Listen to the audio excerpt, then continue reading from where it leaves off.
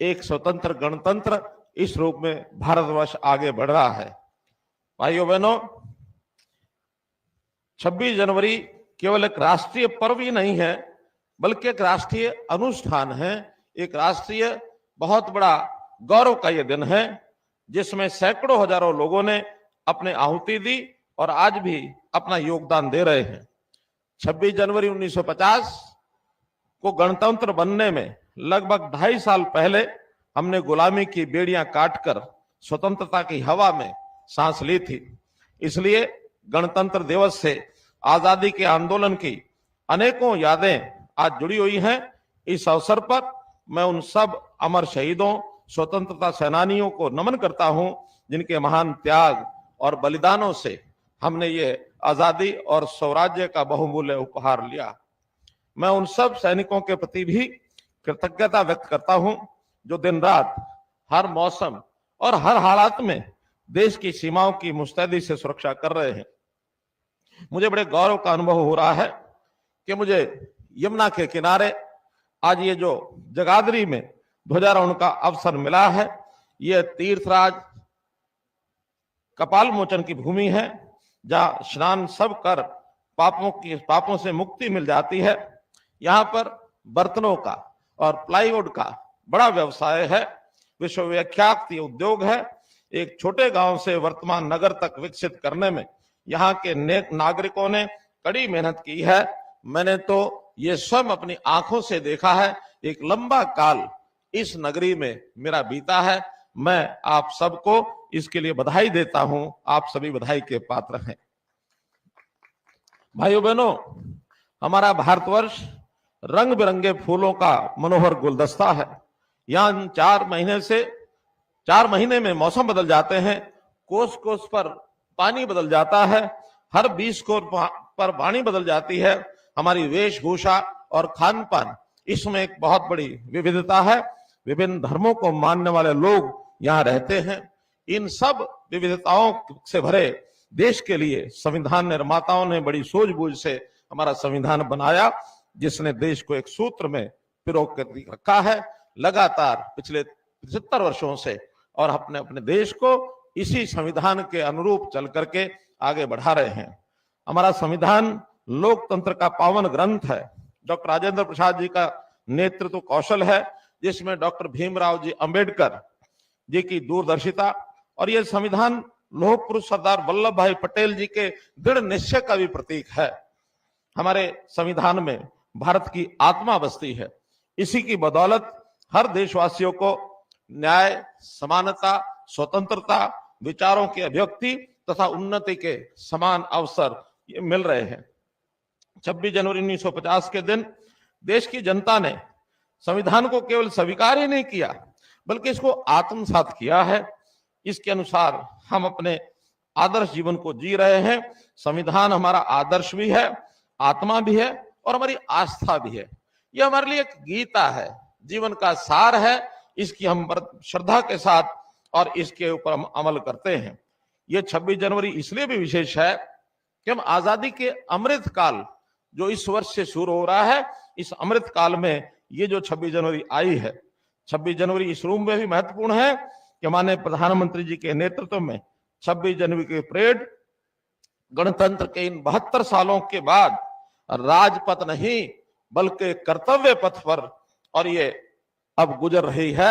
इसी समय ये जो हमारी यात्रा गणतंत्र दिवस की देश की राजधानी दिल्ली के अंदर और ये आगे बढ़ रही है। भाइयों बहनों, आज जब हम आजादी का अमृत महोत्सव मना रहे हैं, तो हमें इस बात पर विचार करने की आवश्यकता है कि आजादी के बाद हमने अपने स्वतंत्रता सेनानियों और संविधान निर्माताओं के सपने का भारत बनाने की दिशा में कहां तक सफलता प्राप्त की है। प्रधानमंत्री श्री नरेंद्र मोदी जी के ओजस्वी और दूरदर्शी नेतृत्व में आज हम उनके सपनों का भारत बनाने की ओर दृढ़ता से आगे बढ़ रहे हैं। लोगों की आशाएं और आकांक्षाएं फलीभूत हो रही हैं। प्रधानमंत्री जी ने अयोध्या में भगवान श्री रामचंद्र जी का भव्य मंदिर, उसका निर्माण शुरू करवाकर करोड़ों देशवासियों की आस्था को मजबूती दी है। भाइयों बहनों, माननीय प्रधानमंत्री जी के ओजस्वी मार्गदर्शन में हमने हरियाणा प्रदेश में सबका साथ, सबका विश्वास सबका साथ, सबका विश्वास और सबका प्रयास के मूल मंत्र पर और पंडित दीनदयाल जी उपाध्याय के अंत्योदय के दर्शन पर चलते हुए प्रदेश की तस्वीर बदली है, लोगों की तकदीर बदली है, प्रदेशवासियों के जीवन में खुशहाली के नए रंग भरे हैं। हमने हर क्षेत्र, हर वर्ग का समान विकास किया है। जो सबसे गरीब व्यक्ति है उसके विकास के लाभ प्राप्त करने के लिए, जो गरीब परिवार इस लाभ से वंचित रहे, उनका लाभ लेने के लिए, उनका सामाजिक, आर्थिक और शैक्षणिक उत्थान करने के लिए इसको विशेष महत्व दिया है। मुझे ये कहते हुए बड़ा संतोष हो रहा है कि बीते 8.25 सालों में हमने 3C पर चोट की है। 3C यानी करप्शन, कास्टिज्म और क्राइम। हमने 6S पर भी विशेष बल दिया है, यानी शिक्षा, स्वास्थ्य, सुरक्षा, स्वावलंबन, स्वाभिमान और सुशासन। इस पर विशेष बल दे करके और सर्वोपरि हमने इस पर अपना काम किया है।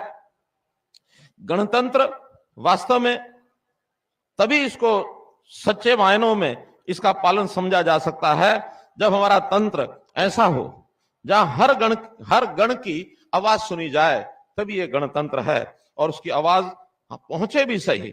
पिछले 8 सालों में हमने उन्हीं लोगों की आवाज सुनने का प्रयास किया जो अपने लिए बोल भी नहीं पाते थे।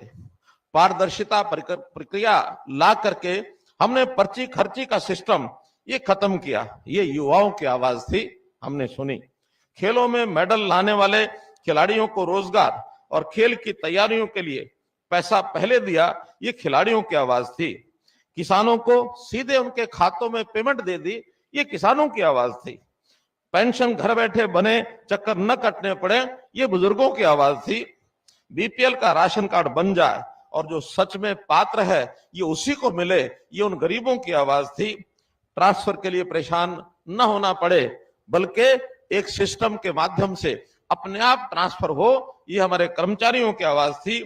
हमने हर उस आवाज को सुना जो कहीं नहीं जा सकी है, जिसे दबा दिया जाता था। हमने उन सब की आवाजों को सुना है। भाइयों बहनों, महामना पंडित दीनदयाल उपाध्याय जी मानते थे कि तरक्की का लाभ समाज में आखिरी पायदान पर खड़े व्यक्ति तक पहुंचना चाहिए, यही अंत्योदय है।